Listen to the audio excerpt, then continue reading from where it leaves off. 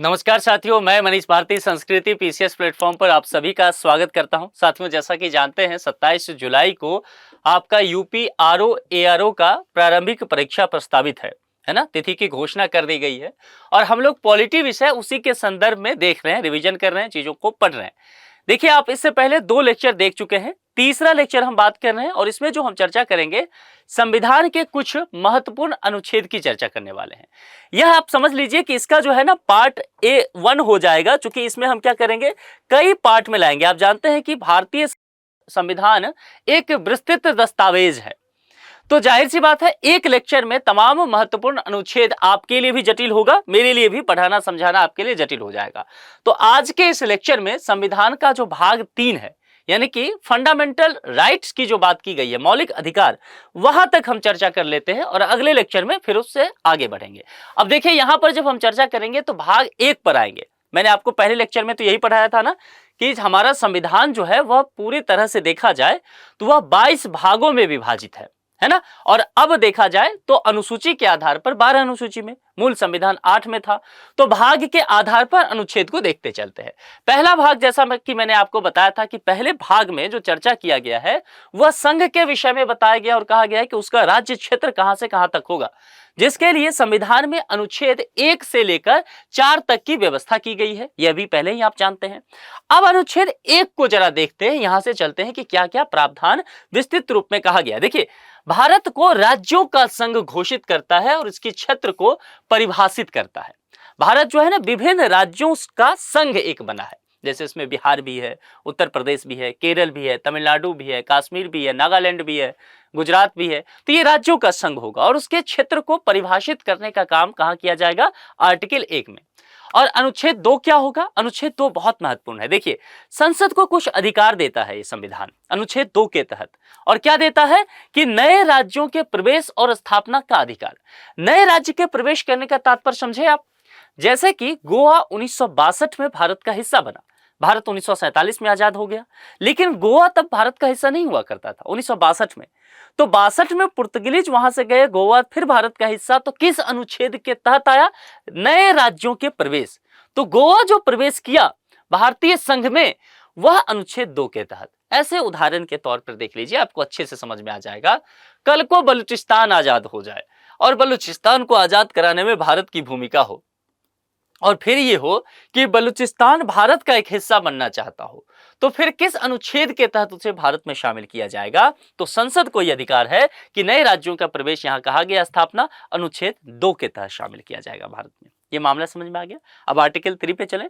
अनुच्छेद 3 क्या कहता है? संसद को क्या क्या, राज्यों के निर्माण, शब्द पे ध्यान दीजिएगा, राज्य के निर्माण की बात।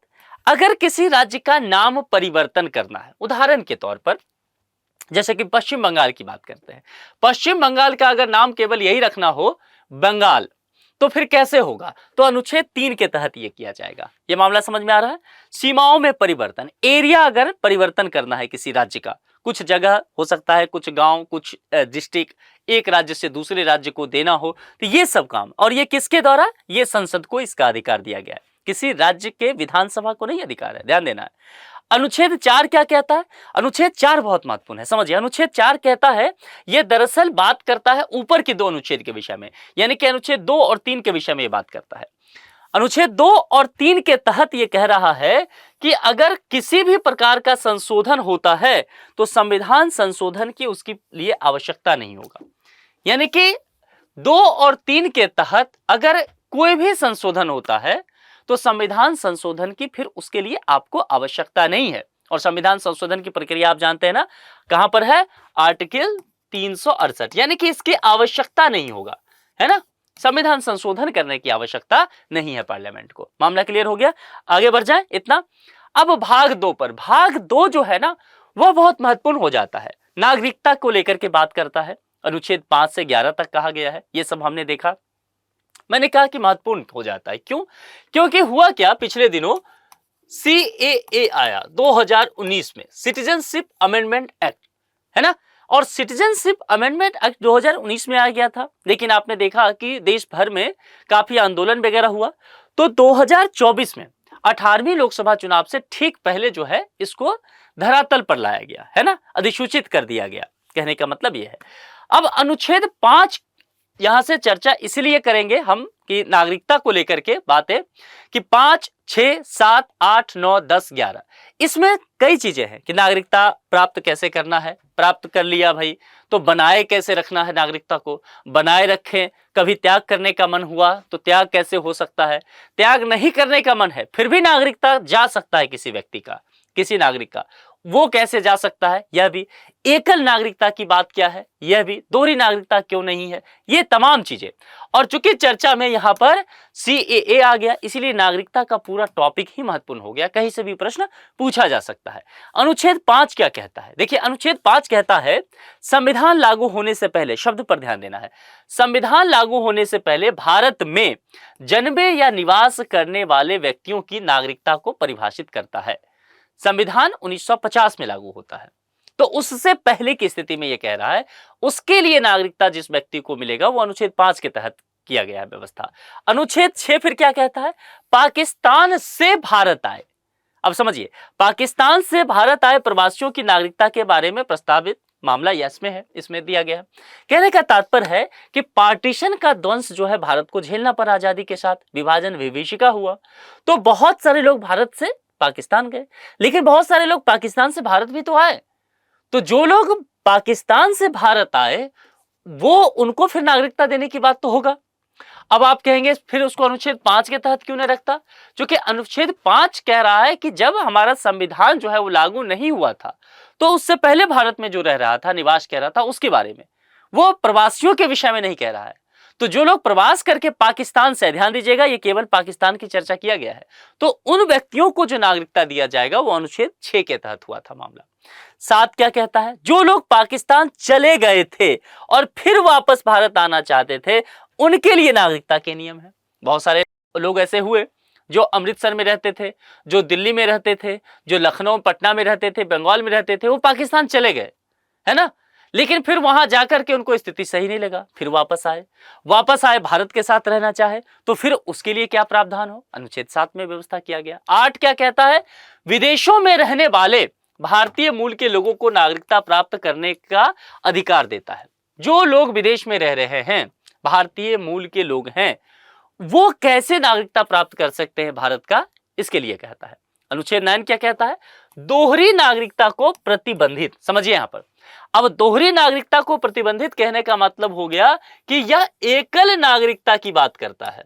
अब यहां समझना है ध्यान से, एकल नागरिकता कहने का तात्पर्य, भारत का संविधान कहता है ना कि हम एकल नागरिकता की व्यवस्था आपके लिए देंगे, यानी कि अगर आप भारत के नागरिक हो गए तो फिर आप कहीं और के नागरिक नहीं हो सकते, और अगर कहीं किसी और देश की नागरिकता आपने ले ली तो फिर आपका स्वतः भारतीय नागरिकता समाप्त हो जाएगा। अब यह व्यवस्था आप देखेंगे तो अमेरिका के संविधान में नहीं है, यह व्यवस्था स्विट्जरलैंड के संविधान में नहीं है, क्योंकि वहां दोहरी नागरिकता की व्यवस्था है। एक अमेरिका का व्यक्ति हो सकता है किसी और दूसरे देश का नागरिक हो जाए, लेकिन भारत के कंडीशन में ऐसा नहीं रखा गया है, एक नागरिकता की बात रखी गई है, ठीक है। अनुच्छेद 10 क्या कहता है, नागरिकता से जुड़े किसी भी कानून के तहत नागरिकता जारी रखने का प्रावधान कहां पर होगा, तो वह अनुच्छेद 10 के तहत होगा। 11 क्या कहता है, संसद की यहां पर शक्ति की बात की गई, देखिए संसद को नागरिकता से संबंधित कानून बनाने का अधिकार देता है। तो सीएए कहां से आया, अनुच्छेद 11, ऐसे समझना है। करंट अफेयर्स में जो चीजें चल रहा है उसको स्टैटिक से कैसे जोड़ के देखते हैं, इसी से समझ में आ जाता है कि 11 जो कह रहा है वही सीए के तहत हुआ। अब आगे बढ़ जाए, मौलिक अधिकार की चर्चा करें। मौलिक अधिकार की चर्चा जो है संविधान के भाग 3 में है और सबसे महत्वपूर्ण ये भाग है संविधान का, है ना। दूसरी बात, एक बात समझिए कि यह स्टेट पर, स्टेट कहने का मतलब जो सरकार है ना, यह स्टेट पर क्या है, बाध्यकारी नेचर का है, यानी कि आपके इन अधिकारों का स्टेट के द्वारा या किसी और नागरिक के द्वारा भी हनन हो रहा है तो आप सीधे सुप्रीम कोर्ट का दरवाजा जाके खटखटा सकते हैं। मामला समझ में आ रहा है। तो यहां पर ये चीजें इसमें कहा गया है। अब इसके अनुच्छेद की व्यवस्था कहां से है, कहां 12 से 35 तक किया गया है। लेकिन इसके तहत एक चीज आपसे पूछा जाएगा कि विशिष्ट तरह के अनुच्छेद, तो वह 14 से 32 तक आता है। ध्यान देना है, 12 से 35 वैसे है और 14 से 32 इसे विशिष्ट मौलिक अधिकार के तहत हम लोग देखते हैं। ठीक है, चीजें आप देखें यहां पर, इसमें आप जानते हैं इसको मौलिक अधिकार को 6 भाग में डिवाइड किया गया। पहले 7 था, लेकिन संपत्ति का अधिकार जो है वो मौलिक अधिकार से हटा दिया गया, वो अब क्या है, एक कानूनी अधिकार केवल है ना। तो ये ध्यान रखना है। तो अब पहले 7 था तो एक भाग निकल गया, तो 6 भाग अभी केवल बच गया। अब इस पर भी ध्यान दीजिएगा, 6 भाग में समता, स्वतंत्रता, शोषण के विरुद्ध, धर्म की स्वतंत्रता, संस्कृति एवं शिक्षा, और आखिरी संवैधानिक उपचार को लेकर के जो 32 में कहा गया है, आर्टिकल 32, ये मौलिक अधिकार प्रदान करता है और न्यायालय के द्वारा इसकी रक्षा की जाती है। ठीक है, इतना मामला समझ में आ गया। अब देखिएगा, भारत हजारों साल तक गुलाम रहा, तो जाहिर सी बात है स्वतंत्रता हमारे लिए बहुत बड़ी चीज था, स्वतंत्रता प्राप्ति करना। लेकिन मजे की बात है कि जब हम स्वतंत्र हुए और जब मौलिक अधिकार दिया गया, हमारे संविधान निर्माताओं ने संविधान में, मौलिक अधिकार में स्वतंत्रता के अधिकार को पहले नहीं रखा। ध्यान दीजिएगा, पहले क्या रखा, समता का अधिकार। देखिए, समता का अधिकार, फिर स्वतंत्रता का मुद्दा आया। आप कहेंगे देखिए ये तो बड़ी अजीब बात है, स्वतंत्र होना चाहते थे और उसी को पहले नहीं रखा। चूंकि समता का अधिकार इसलिए भी कि भारतीय समाज में देखेंगे विसंगतियां बहुत था, अस्पृश्यता बहुत था, तो जाहिर सी बात है इन सब चीजों का उन्मूलन तो चाहिए था। हम गुलाम मान लेते हैं कि 200-250 साल ये हो गया, मुगल वगैरह रख लेते हैं अगर वो सब, तो 1000 साल, लेकिन सदियों से यहाँ पर जो लोग जो है वह असमानता का ध्वंस झेल रहे थे। तो पहली आवश्यकता वो था, तो उसको ऐतिहासिक काल से जो विषमता आया, समाज के मुख्य धारा में जो लोग शामिल नहीं हो पाए, तो पहले उनके लिए व्यवस्था, फिर स्वतंत्रता की व्यवस्था। आप सोचिए तो कितने तार्किक हमारे संविधान निर्माता थे, ये चीज यहां से पढ़ते हुए दिखेगा।